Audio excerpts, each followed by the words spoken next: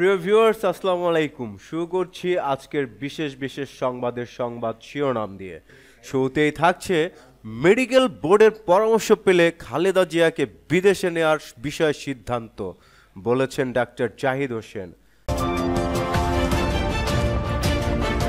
জানিয়ে দিব, ইনুর বিরুদ্ধে ট্রাইব্যুনালের সূচনা বক্তব্য সহ সাক্ষ্য গ্রহণ আজ।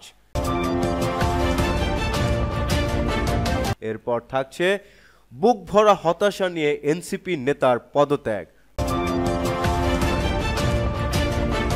আরো জানিয়ে দিব, খালেদা জিয়ার সুস্থতা কামনা করে চিঠি পাকিস্তানের প্রধানমন্ত্রীর। প্রিয় ভিউয়ার, শুরু করছি সংবাদের বিস্তারিত। মেডিকেল বোর্ডের পরামর্শ পেলে খালেদা জিয়াকে বিদেশে নেওয়ার বিষয়ে সিদ্ধান্ত, বলেছেন ডাক্তার জাহিদ হোসেন। বিএনপির চেয়ারপারসন খালেদা জিয়ার চিকিৎসায় গঠিত মেডিকেল বোর্ডের পরামর্শ পেলেই তাকে বিদেশে পাঠানোর বিষয়ে সিদ্ধান্ত নেওয়া হবে বলে জানিয়েছেন তার ব্যক্তিগত চিকিৎসক ও দলের স্থায়ী কমিটির সদস্য AZM জাহিদ হোসেন। তিনি বলেছেন, বিএনপির চেয়ারপারসনের চিকিৎসায় দেশ ও বিদেশের চিকিৎসকদের সমন্বয়ে সব ধরনের চেষ্টা তারা করছেন। শনিবার রাত 9টার দিকে রাজধানীর এভারকেয়ার হাসপাতালের সামনে খালেদা জিয়ার স্বাস্থ্যের সর্বশেষ অবস্থা জানান জাহিদ হোসেন। চিকিৎসার জন্য বিএনপির চেয়ারপারসনকে বিদেশে নেওয়ার প্রসঙ্গে জাহিদ হোসেন বলেন, যত তাড়াতাড়ি সম্ভব এই মেডিকেল বোর্ড যখনই ওনাকে দেশের বাইরে নিয়ে যাওয়ার ব্যাপারে পরামর্শ দেবে, আপনাদের মাধ্যমে সবাইকে জানাবো। এই চিকিৎসক বলেন, চিকিৎসা দেওয়ার দায়িত্ব হসপিটালের। চিকিৎসা কর্মীর, স্বাস্থ্যকর্মী যারা আছেন, সারা পৃথিবীর সবচেয়ে ভালো যে চিকিৎসা ব্যবস্থা করা প্রয়োজন সেটি ওনার এখানে করার আয়োজন করা হয়েছে। বিএনপির চেয়ারপারসনের স্বাস্থ্যের সর্বশেষ অবস্থার বিষয়ে এই চিকিৎসক বলেন, ওনার অবস্থা গত 3 দিন একই পর্যায়ে আছে। এর আগে বিকেলে রাজধানীর গুলশানে বিএনপির চেয়ারপারসনের কার্যালয়ে এক সংবাদ সম্মেলনে দলটির মহাসচিব মির্জা ফখরুল ইসলাম আলমগীর বলেন, অসুস্থ খালেদা জিয়াকে উন্নত চিকিৎসার জন্য বিদেশে নেয়ার সব ব্যবস্থা করে রাখা হয়েছে, তবে এখন তার শারীরিক অবস্থা সেই ধকল সামলানোর মতো নয়। মির্জা ফখরুল বলেন, বর্তমানে বিদেশে নেয়ার মতো শারীরিক অবস্থায় খালেদা জিয়া নেই। শারীরিক অবস্থা স্থিতিশীল হলে চিন্তা করে দেখা হবে।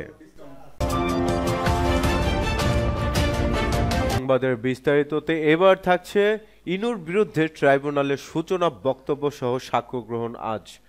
আন্তর্জাতিক অপরাধ ট্রাইব্যুনাল 2 এর 3 সদস্যের বিচারিক প্যানেল, যা চেয়ারম্যান বিচারপতি নজরুল ইসলাম চৌধুরীর নেতৃত্বে রয়েছে, সূচনা বক্তব্যের পর সাক্ষ্য গ্রহণ করবেন। ট্রাইব্যুনালের বাকি সদস্যরা হলেন অবসরপ্রাপ্ত জেলা ও দায়রা জজ মোহাম্মদ মঞ্জুরুল বাসিদ ও জেলা ও দায়রা জজ নূর মোহাম্মদ শাহরিয়ার কবির। এদিকে ইনু আনুষ্ঠানিক অভিযোগ গঠনের বিরুদ্ধে রিভিউ আবেদন করেছেন। তিনি জুলাই গণ অভ্যুত্থানকে সো কল্ড হিসেবে আখ্যায়িত করেছেন, তবে প্রসিকিউশন তার এই মন্তব্যকে রাষ্ট্রদ্রোহিতার অংশ হিসেবে দেখছে এবং ইনুর আবেদন বাতিলের দাবি করেছে। আজ ট্রাইব্যুনাল এই বিষয়ে আদেশ দিতে পারে। এর আগে 2 নম্বর ট্রাইব্যুনাল জাসদ সভাপতির বিরুদ্ধে 8টি অভিযোগ গঠন করে বিচার শুরুর নির্দেশ দেন। ওই দিন বিচারক 8টি অভিযোগ ইনুকে পড়ে শোনান। সেই শুনানিতে নিজেকে সম্পূর্ণ নির্দোষ দাবি করেন ইনু।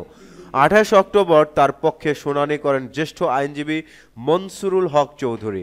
শুনানিতে অভিযোগগুলোর অযথার্থতা উল্লেখ করে ইনুর অব্যাহতির আবেদন করা হয়, তবে প্রসিকিউশন জানিয়েছেন 14 দলীয় জোটের শরিক নেতা হিসেবে ইনু দায় এড়াতে পারবেন না।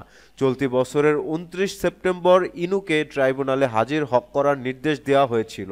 এর আগে 25 সেপ্টেম্বর প্রসিকিউশন জুলাই আগস্ট গণহত্যায় সহযোগিতা সহ 8টি সুনির্দিষ্ট অভিযোগ ট্রাইব্যুনালে দাখিল করে। এরপর শুনানিতে অভিযোগগুলি উপস্থাপন করা হয় এবং আদালত অভিযোগের গ্রহণের পর প্রোডাকশন ওয়ারেন্ট জারি করে। গত বছরের 26 আগস্ট রাজধানীর উত্তরা থেকে ইনুকে গ্রেপ্তার করা হয়। বর্তমানে তিনি বিভিন্ন মামলায় কারাগারে রয়েছেন।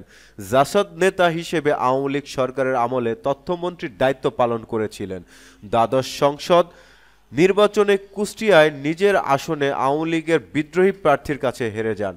উল্লেখ্য, জুলাই আগস্ট আন্দোলনে কুষ্টিয়া শহরে শহীদ হন শ্রমিক আশরাফুল ইসলাম, সুরুজ আলী বাবু, শিক্ষার্থী আবদুল্লাহ আল মুস্তাকিন, ওসামা, ব্যবসায়ী বাবুল ফরাজি ও চাকরিজীবী ইউসুফ শেখ। আহত হন বহু নিরীহ মানুষ। পরবর্তীতে আন্তর্জাতিক অপরাধ ট্রাইব্যুনালে ইনুর বিরুদ্ধে মামলা হয়। তদন্ত শেষে প্রসিকিউশন উস্কানি ও ষড়যন্ত্র সহ ৮টি অভিযোগ আনে। মামলার ফরমাল চার্জ ৩৯ পৃষ্ঠার। ২০ জন সাক্ষী করা হয়েছে এবং প্রমাণ হিসেবে ৩টি অডিও ও ৬টি ভিডিও দাখিল করা হয়েছে। সংবাদের বিস্তারিততে এবার থাকছে বুক ভরা হতাশা নিয়ে জাতীয় নাগরিক পার্টির কেন্দ্রীয় কমিটির দক্ষিণাঞ্চলের সংগঠকের পদ থেকে পদত্যাগ করেছেন আরিফুল ইসলাম তালুকদার। ২৮ নভেম্বর তিনি দলের আহ্বায়ক বরাবর আনুষ্ঠানিকভাবে পদত্যাগপত্র জমা দেন। চিঠিতে তিনি জানান, দল অভ্যন্তরীণ দুর্বলতা কাটিয়ে উঠতে পারেনি, বরং ক্ষমতার অপব্যবহার, সিদ্ধান্তহীনতা, অনিয়ম ও আচরণগত সংকট আরও বেড়েছে। তিনি লেখেন, ২০২৪ সালের জুলাই গণঅভ্যুত্থানে তিনি সরাসরি ভূমিকা রেখেছিলেন। তার ভাষ্য, আন্দোলনে যুক্ত তারুণ্যের শক্তিকে একত্রিত করে নতুন রাজনৈতিক বন্দোবস্ত গড়ার স্বপ্ন ভেস্তে গেছে কিছু হীনমন্যতা ও অদূরদর্শী আচরণের কারণে। চিঠিতে তিনি আরও দাবি করেন, একই প্রেক্ষাপটে উঠে আসা দলের কেন্দ্রীয় নেতাদের একটি অংশ অস্বাভাবিকভাবে অর্থ সম্পদের মালিক হয়েছেন, যা সাধারণ মানুষের চোখে ধরা পড়েছে এবং আন্দোলনের শরিকদের মধ্যে বৈষম্য সৃষ্টি। এতে জাতীয় ঐক্য নষ্ট হয়েছে এবং পুরো জুলাই বিপ্লব বিবর্ণ হয়ে গেছে, যা তাকে গভীরভাবে ব্যথিত করেছে। আরিফুলের অভিযোগ, জুলাইয়ে আহতদের তালিকাকরণে অবিচার হয়েছে। রাষ্ট্রের গুরুত্বপূর্ণ ক্ষেত্র এখনও একটি নির্দিষ্ট বলের নিয়ন্ত্রণে রয়েছে। সচিবালয় সহ ৯০% বেশি জায়গায় পুরনো ফ্যাসিবাদী আমলারা বহাল আছে। গণহত্যার বিচার দৃশ্যমান হয়নি। অভিযুক্ত রাজনৈতিক দলগুলোর বিরুদ্ধেও কোনো পদক্ষেপ নেওয়া হয়নি। তিনি আরও লেখেন, গত ৩টি নির্বাচনে যারা মাফিয়া হয়ে করেছেন সেই আমলাদের মাধ্যমে পরবর্তী নির্বাচনের প্রস্তুতি চলছে, অথচ এসব নিয়ে কোনো দল কোনো কথা বলছে না। তার দাবি, একের পর এক ক্ষমতার অপব্যবহার, অনিয়ম, বলয় সৃষ্টি ও দুর্নীতির দায়ভারকে তাকেও নিতে হচ্ছে। সংবাদের বিস্তারিততে এবার থাকছে, খালেদা জিয়ার সুস্থতা কামনা করে চিঠি দিয়েছেন পাকিস্তানের প্রধানমন্ত্রী। বিএনপির চেয়ারপারসন ও সাবেক প্রধানমন্ত্রী খালেদা জিয়ার সুস্থতা কামনা করে তাকে চিঠি দিয়েছেন পাকিস্তানের প্রধানমন্ত্রী শাহবাজ শরীফ। শনিবার রাত ১১টা ৩৬ চিঠিটি বিএনপির ভেরিফাইড ফেসবুক পেজে পোস্ট করা হয়। শাহবাজ শরীফের সেই সই করা চিঠিতে ইংরেজি লেখা, ২৮ নভেম্বরে বিএনপির চেয়ারপারসন দেশনেত্রী খালেদা জিয়ার সুস্থতা কামনায় পাকিস্তানের প্রধানমন্ত্রী শাহবাজ চিঠি দিয়েছেন। চিঠিতে শাহবাজ শরীফ লিখেছেন, আমি আশা করি এই চিঠি আপনাকে আপনার প্রিয়জনদের ভালোবাসা ও সান্নিধ্যের মাঝে শান্তি ও স্বস্তি এনে দেবে। আপনার অসুস্থতার কথা শুনে আমি গভীরভাবে উদ্বিগ্ন এবং আপনার দ্রুত ও সম্পূর্ণ সুস্থতা কামনা করছি। ৮০ বছর বয়সী খালেদা জিয়ার দীর্ঘদিন ধরে হৃদরোগ, ডায়াবেটিস, আর্থাইটিস, লিভার সিরোসিস, কিডনির জটিলতা সহ নানা শারীরিক জটিলতায় ভুগছেন। রোববার শ্বাসকষ্ট দেখা দিলে দ্রুত তাকে রাজধানী এভারকেয়ার হাসপাতালে নেওয়া হয়। তিনি এখন হাসপাতালের করোনারি কেয়ার ইউনিটে রয়েছেন। মেডিকেল বোর্ডের দেশি বিদেশি বিশেষজ্ঞ চিকিৎসকদের তত্ত্বাবধানে তার চিকিৎসা চলছে। গুরুতর অসুস্থ খালেদা জিয়া গত বুধবার থেকে প্রায় সারাহীন ছিলেন। ৩ দিন পর গতকাল শনিবার তিনি কথা বলেছেন। সংশ্লিষ্ট সূত্র জানিয়েছেন, খালেদা জিয়ার শারীরিক অবস্থা গত বুধ, বৃহস্পতি ও শুক্রবারের চেয়ে সামান্য উন্নতি দেখা গেছে, তবে সামগ্রিক সংকট কাটেনি।